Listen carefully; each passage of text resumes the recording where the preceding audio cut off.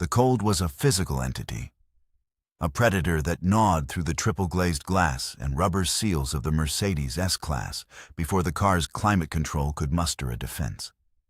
Antti Virtanen felt it seep through the supple leather of his gloves. A deep, cellular chill that had nothing to do with the thermostat set to a balmy 22 Celsius. He guided the heavy sedan along the asphalt ribbon of Route 160, a desolate passage carved through the monolithic darkness of the Finnish forests south of Imatra. It was just past 10 at night. The mid-November sky was a void, a starless, impenetrable expanse of black velvet that swallowed the light and offered nothing in return. Snow, the first serious fall of the season, fell not in gentle flakes, but in thick, aggressive swirls, materializing in the cones of the multi-beam LED headlights like frantic, hypnotic ghosts. He was tired, the kind of tired that settles deep in the bones, a weariness born from a 12-hour day of high-stakes negotiation in Lappeenranta. He had secured the final tranche of funding for his new chip fabrication plant, a victory that felt hollow at this late hour. The mental gymnastics of finance, the forced smiles, the endless cups of bitter coffee. It had all left him drained, a husk of the man who had left home that morning. All he craved now was the sanctuary he had built for himself, the warmth of his home on the lake, the specific, resinous scent of birch logs crackling in the hearth, the soft, unquestioning kiss of his wife, Elena. The car's Burmester sound system was playing Sibelius's Valse Triste, a melancholy and beautiful companion for the lonely road. Antti hummed along, his fingers tapping a restless rhythm on the heated leather of the steering wheel. This was his ritual, his decompression chamber. The slow drive home was the carefully managed transition between the two poles of his existence. Vide, he was the architect of the world's most advanced cryptographic hardware.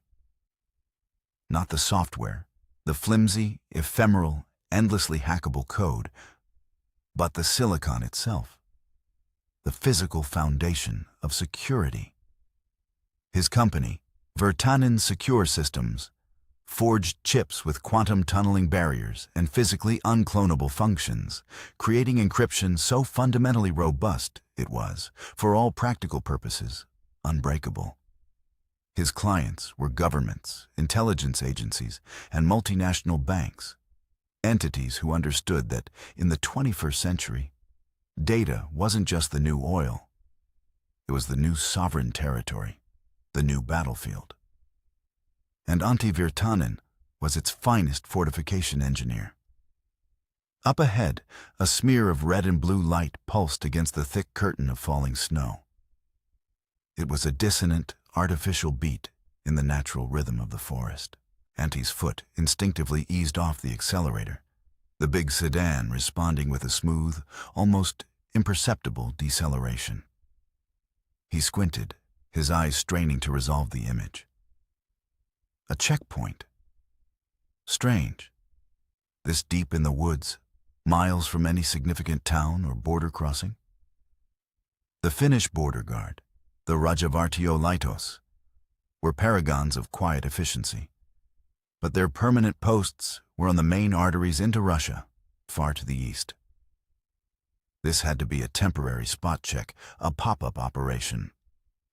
Perhaps they were running a drill, or looking for smugglers trafficking in cheap Russian petrol and cigarettes. He slowed the Mercedes to a crawl, the wide Pirelli Sato Zero tires crunching satisfyingly on the accumulating slush. Two figures in the dark green, high-visibility uniforms of the border guard stood beside a portable boom gate. A portable generator, likely a muffled diesel Kippur, hummed a low thrum somewhere in the darkness, powering a harsh, mobile floodlight that bleached the color from the scene, rendering the snow a stark white and the forest a wall of impenetrable black. One officer, tall and broad-shouldered, held up a gloved hand in a standard, unambiguous stop signal. The other stood slightly back, cradling a Valmet RK-62 assault rifle across his chest. The 7.62 by 39 mm rifle looked brutally functional, its stamped steel receiver and tubular stock a stark contrast to the modern lines of the Mercedes. Everything looked correct. The uniforms, the reflective patches, the official emblem on the side of the temporary guard hut set just off the road. It all screamed officialdom. Yet, a tiny cold worm of unease began to squirm in Anti's gut. It was an anomaly he couldn't immediately process. The stillness, the utter lack of other traffic. He hadn't seen another car for at least 20 minutes, and the officer with the rifle. His posture was wrong. It wasn't the relaxed but ready stance of a Finnish guard on a routine check. It was a rigid, aggressive posture, the posture of a soldier in a combat zone, expecting contact. The lead officer approached his window, his face obscured by the deep shadow of his fur-lined Turkish laki. Antti powered down the window, and a blast of frigid, pine-scented air invaded the car's warm cabin. "Good evening," he said in perfect Finnish, his voice a model of calm civility. "Is there a problem, officer?" The man leaned down. The beam of his tactical flashlight cut through the gloom, a brilliant white circle that momentarily blinded Antti. He didn't reply in Finnish.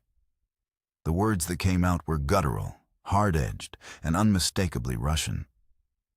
"Documenti, passport." The worm in Anti's stomach coiled into a knot of solid ice. His mind, a machine purpose-built to calculate risk and identify systemic anomalies, went into overdrive. Russian. Here, in Finnish uniforms. The data points clicked into place with horrifying speed.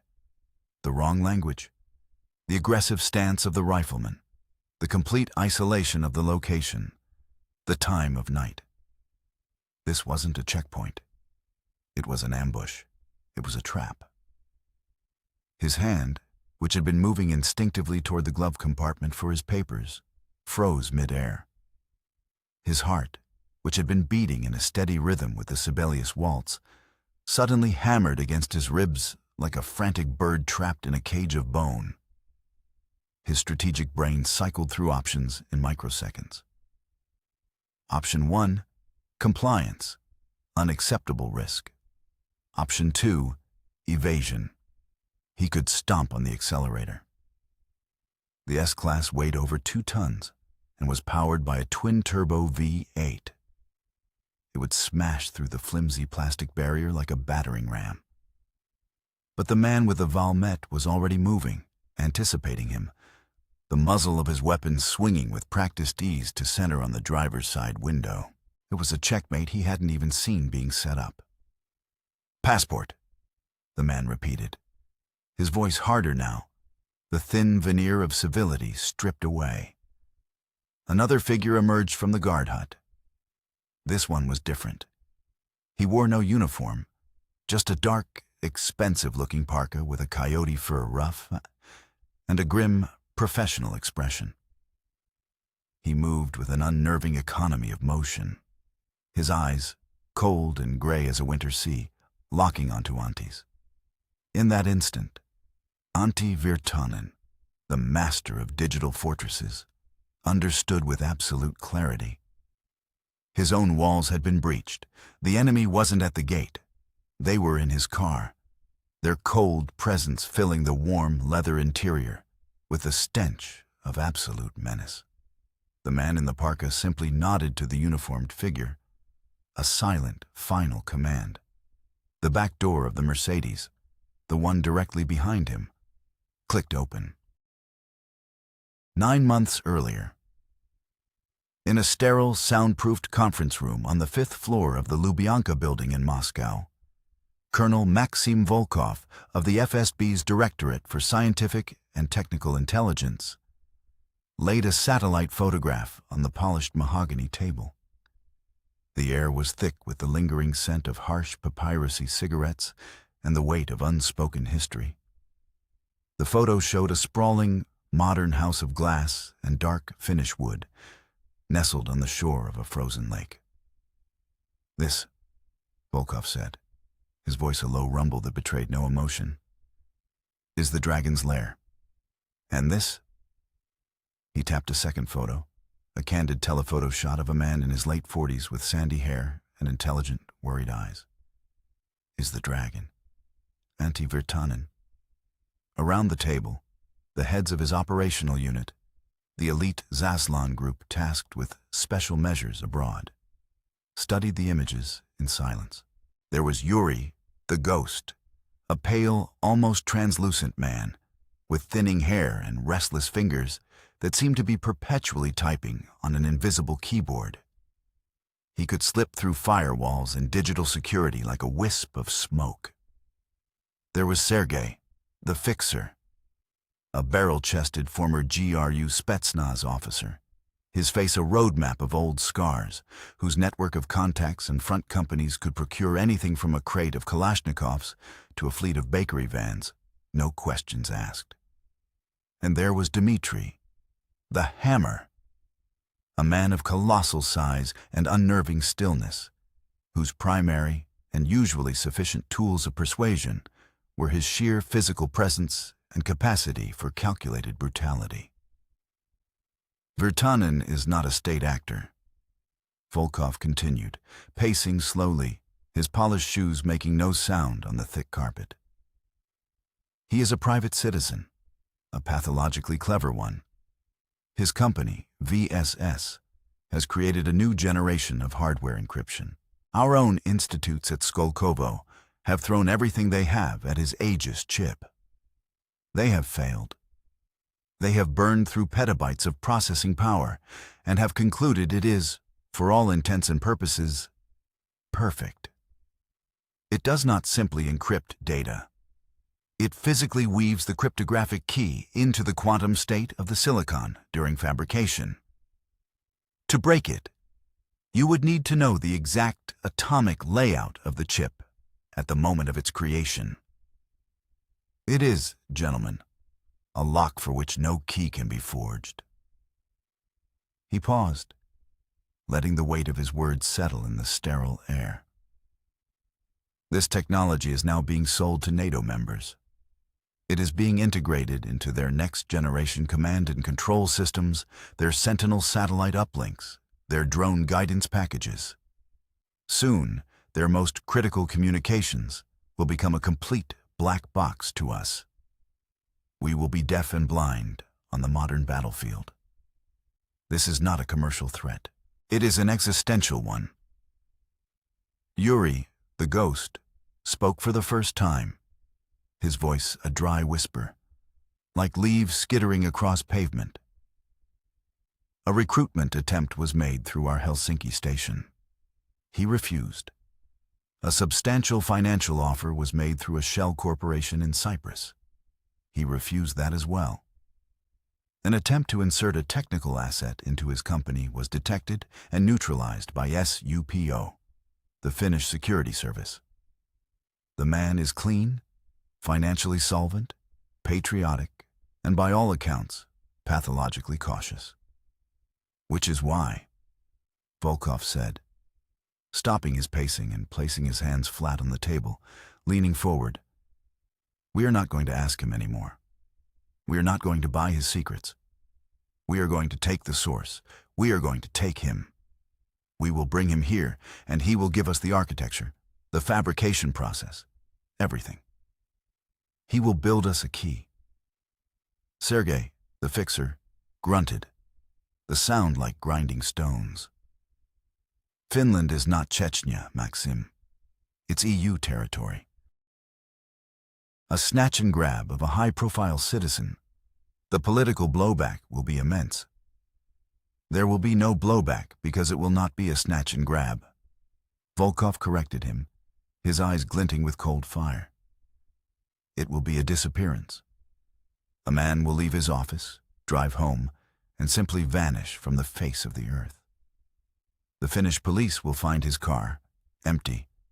They will search the woods. They will find nothing. There will be no witnesses, no evidence, no diplomatic incident. There will only be a ghost. Our ghost. He looked at each man in turn, his gaze sharp and penetrating. This is Operation Northern Birch. It will be surgical, silent, and perfect. You will live inside Antti Virtanen's life for the next 6 months. I want to know what brand of toothpaste he uses. I want to know if he snores. I want to know the name of the dog he had as a child. Yuri, you will own his digital life. His phone, his computer, his car's GPS, the smart thermostat in his house. You will be his shadow in the ether. Sergei, you will handle all logistics. I need a safe house near the border, vehicles, equipment, and a plausible cover for our presence. I want a complete replica of a Finnish border guard checkpoint, down to the last stitch on the uniforms and the correct font on the temporary signage. It must be a ghost structure, able to be erected and vanished in under an hour. Dmitri, you will prepare the extraction team. Non-lethal. The asset must be delivered unharmed.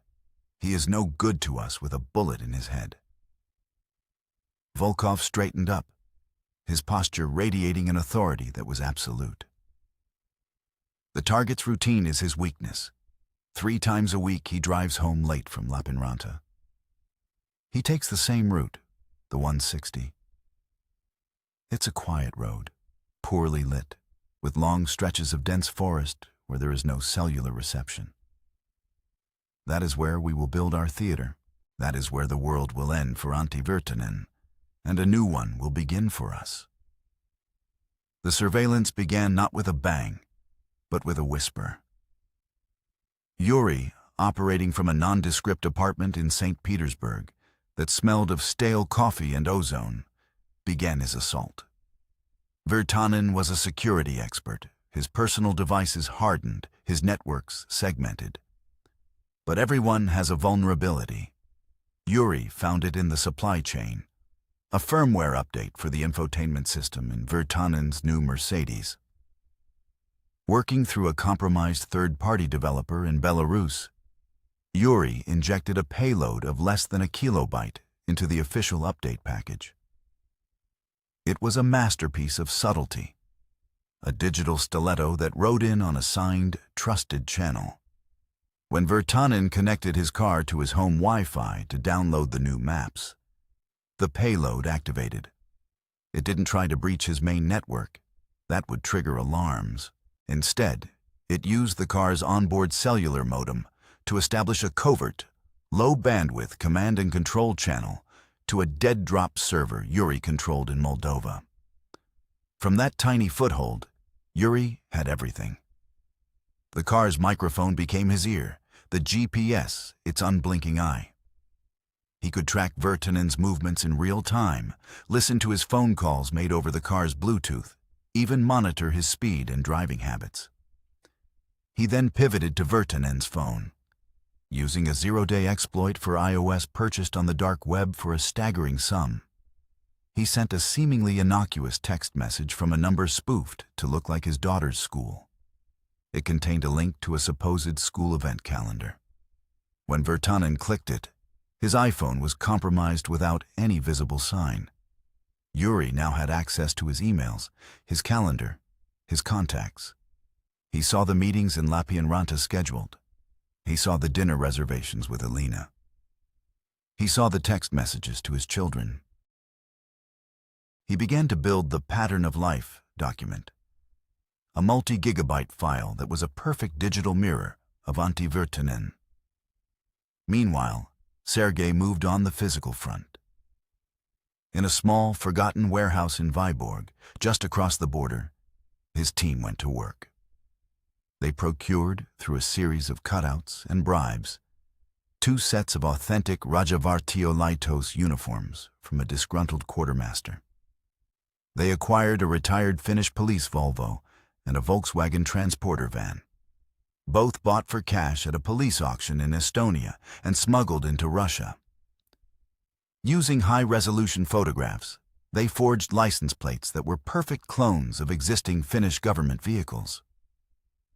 The centerpiece of the operation was the checkpoint. Sergei didn't want to build something on site. It was too risky, too noisy. Instead, he commissioned a film production company in Moscow, under the guise of needing a prop for a spy movie, to build a modular, collapsible guard shack and a lightweight, battery-operated boom gate.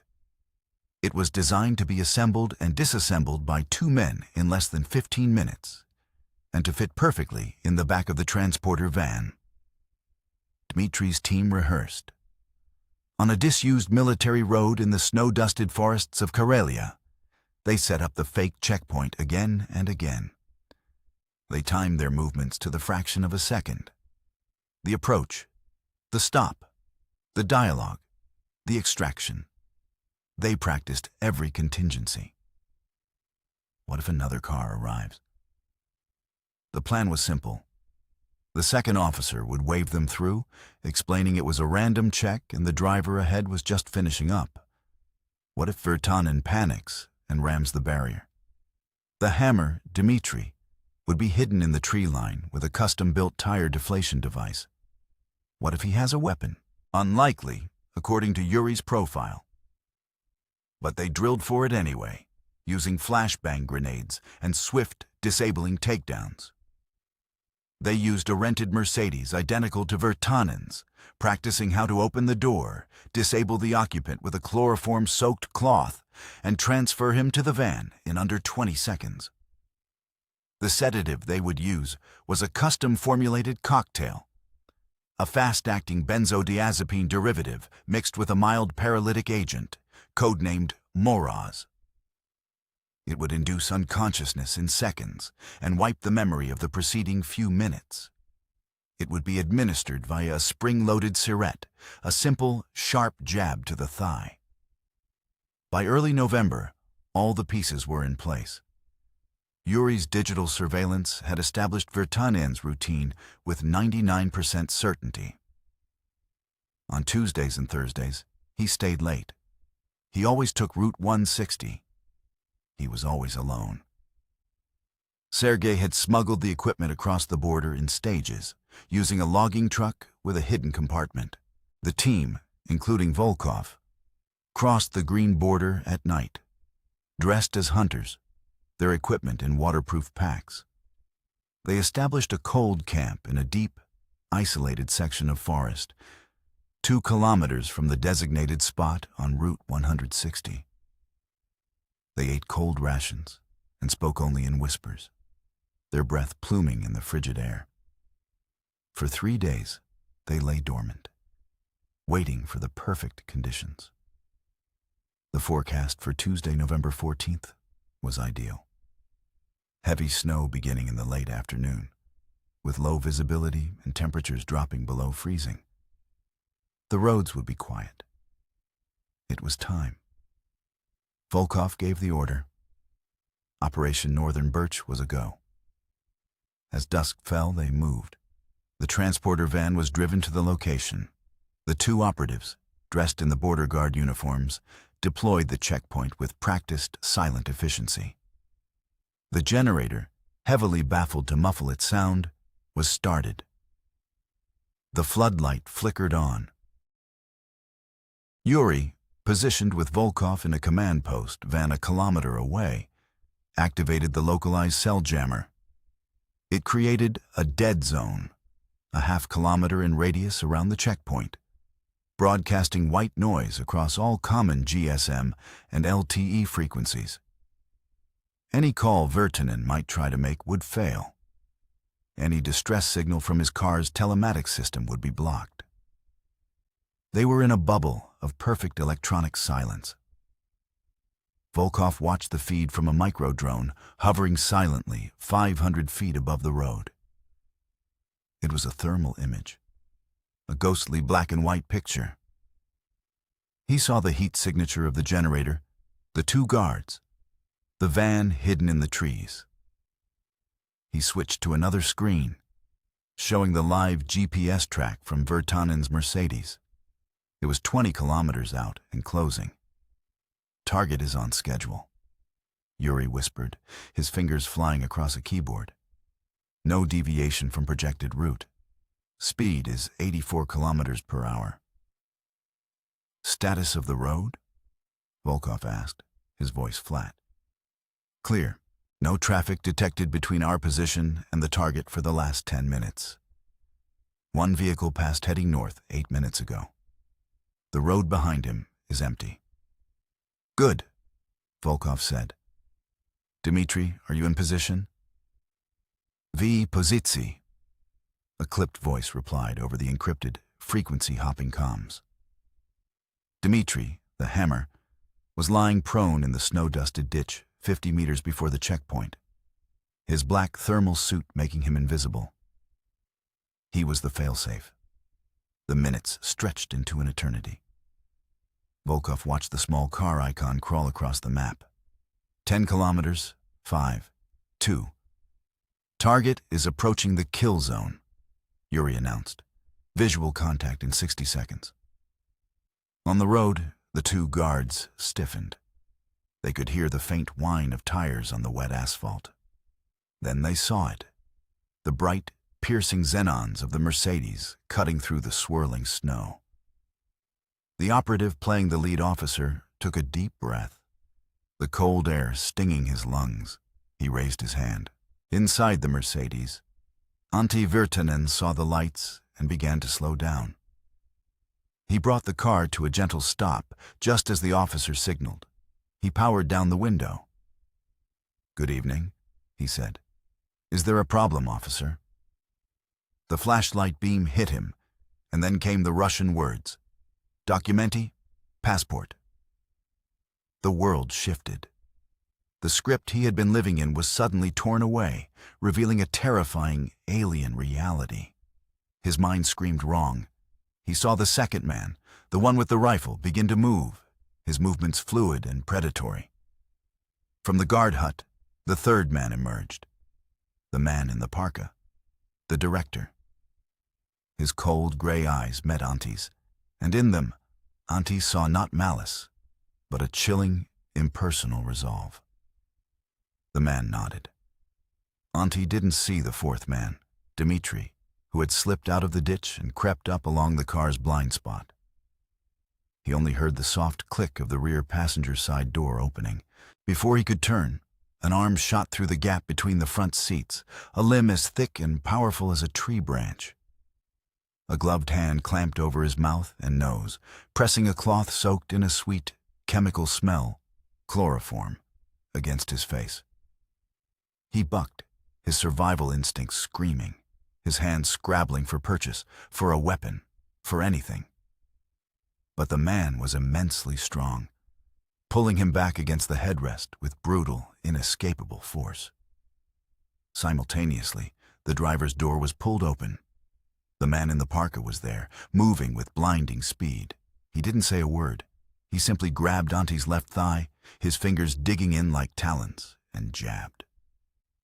Antti felt a sharp, stinging prick, like a hornet's sting through the fabric of his trousers. He tried to cry out, but the hand over his mouth smothered the sound. His vision began to swim, the swirling snow outside the windshield blurring into abstract streaks of light. The hammering in his chest slowed, growing heavy and distant. The world dissolved into a tunnel of gray fog. His last conscious thought was of Alina, of the warm logs in the hearth, a world of light and safety that was now impossibly, infinitely far away. "Package is secure," the man in the parka said into his wrist mic, his voice the same calm, flat tone as before. "Sedative administered. He's out." "Copy," Volkov replied from the command van. "Extraction team, move. You have 90 seconds. Go." The team descended on the Mercedes like wolves. It was a symphony of brutal efficiency. Dmitri and another operative unbuckled the now limp Antti Virtanen and hauled his dead weight out of the driver's seat. They carried him to the waiting transporter van, its side door already slid open. He was placed on the floor, his hands and feet secured with zip ties, and a black hood was placed over his head. While he was being moved, the other two worked on the car. One, using a sterile kit, wiped down every surface Antti might have touched. The window controls, the door handle, the steering wheel.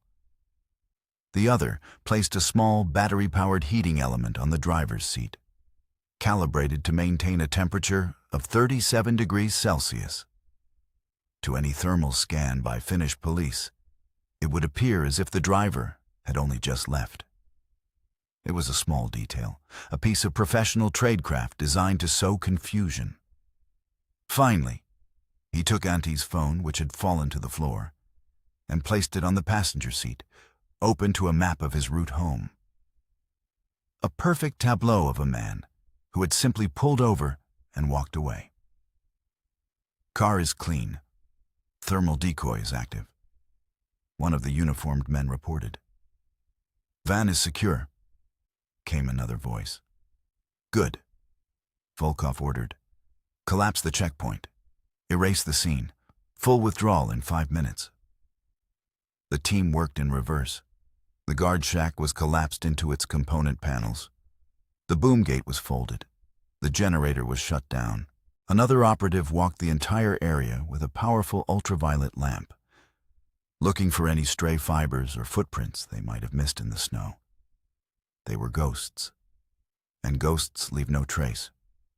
Less than 10 minutes after Antti Virtanen had pulled over, his Mercedes sat alone on the dark road, its engine still humming quietly. The snow was already beginning to cover the tracks of the other vehicles. The fake checkpoint and its terrifying cast had vanished into the night. A kilometer away, Volkov watched the GPS icon of the transporter van as it moved, not east towards the main border crossing, but north, on a series of smaller, unpaved logging roads, old smuggling rat lines that were not monitored. Another vehicle was waiting for them. They would transfer the package, abandon the transporter, and proceed to a remote safe house. From there, a day later, a helicopter with forged medical transport markings would fly Antti Virtanen the final leg of his journey into Russia.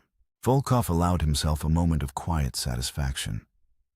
It had been flawless. He had plucked a man from the heart of a sovereign nation as cleanly as a surgeon excising a tumor. He looked over at Yuri, who was busy wiping the servers, digitally burning their infrastructure. Send the preliminary success signal to Moscow, Volkov said. Yuri typed a final command. The screens went blank. Done, he whispered. To the center, Operation Northern Birch is complete. The asset is ours. The aftermath in Finland was exactly as Volkov had predicted. Chaos and confusion. Elina Virtanen's first calls went to voicemail. By 2 a.m., her growing unease had curdled into panic. She called the police. They found the Mercedes at 3:15 a.m. The engine had run out of fuel. The interior was pristine. His wallet and keys were in the glove compartment. There were no signs of a struggle. Footprints led away from the car for a few meters and then simply vanished in the deep, undisturbed snow. The case became a national sensation. The ghost of Route 160. The police were baffled. Tracker dogs lost the scent almost immediately. SUPO had its suspicions, but without a body, without a witness, without a single piece of forensic evidence, the investigation stalled. Antti Virtanen was officially listed as a missing person. Months later, in a windowless room deep in the Lefortovo prison, Antti Virtanen sat across a metal table from a man who introduced himself only as the curator. He was thin, pale, his eyes hollowed out by endless circular interrogations. They hadn't tortured him in the classical sense. The torture was psychological. Sleep deprivation, isolation, disorientation, and the relentless, soul-crushing questioning. They had broken him down, piece by piece, until he was just a vessel of information, waiting to be emptied. He explained the quantum architecture. He drew the schematics. He detailed the exotic materials. He gave them everything. They had shown him live video feeds of his wife and children playing in their garden. The threat was unspoken, but it hung in the air, thick and suffocating. One day, after he had explained the final initialization protocols, the curator leaned back, a flicker of triumph in his eyes. "Excellent, Auntie. Truly remarkable. You have been most cooperative." He pushed a thin file across the table. "We have one final area of inquiry." Auntie opened it. Inside were technical diagrams, but they weren't his. They were subtly different. The power distribution bus was rerouted. There was a secondary data path, almost invisible, woven into the chip's substrate. It was a backdoor. A brilliant, deeply embedded, hardware-level backdoor. If activated by a specific quantum signature, it would bypass all encryption, rendering the chip an open book. "We found this anomaly when our technicians began replicating your design," the curator said, his voice dangerously soft. "It is not on any of the schematics you provided. It is a ghost in your machine, a flaw, or perhaps a feature." Auntie stared at the diagram, his blood turning to ice. He hadn't designed this. "I don't know what this is," he whispered, his voice trembling. "Oh, I think you do," the curator purred. "You see, we knew you were selling your technology to NATO. That is why we brought you here. But what we did not know was that you were not just a seller. You were a Trojan horse. You built a masterpiece of a lock, sold it to our adversaries, all while holding the master key. This back door, it wasn't for you. It was for your real clients. The Americans, wasn't it? The NSA?" Auntie's mind reeled. Impossible. He controlled his production line. Then he remembered. Lars, his head of fabrication. A quiet, diligent man who had retired suddenly 6 months ago, citing health reasons. He had moved to Florida, a very, very wealthy retirement. The Americans hadn't tried to recruit him. They had bypassed him entirely. They had inserted their own flaw into his perfect creation. He looked up at the curator, a terrible, dawning comprehension on his face. He had been kidnapped by the Russians to reveal the secrets of a technology that was already compromised by the Americans. He was a pawn in a game so vast and cynical, it defied imagination. The curator smiled, a thin, predatory slash. "Don't worry, Auntie. We are not angry. In fact, we are grateful. You have saved us a great deal of work. Now, you will help us understand this little American trick. And then, you will help us build our own." Back in his office overlooking Lubyanka Square, Colonel Maxim Volkov read the final report on Operation Northern Birch. It was declared a resounding success. He should have felt proud. Instead, he felt a profound, chilling emptiness. He read the addendum, the one marked for his eyes only, detailing the discovery of the NSA backdoor. He finally understood. The entire operation, the months of planning, the risk, the violation of sovereignty, wasn't about stealing a technology to catch up. It was about stealing the one man who could show them how the Americans had already gotten ahead. They hadn't just captured an enemy asset. They had captured the evidence of their own blindness. He, Maxim Volkov, master of the game, had been sent to retrieve a piece from a chessboard he hadn't even known existed. He looked out his window at the cold, gray Moscow sky. He had delivered his ghost, his perfect prize, only to find it was already haunted by another. And in the silent, ruthless calculus of the great game, he knew that his own perfect operation was nothing more than a single, insignificant move, dictated by players he would never see.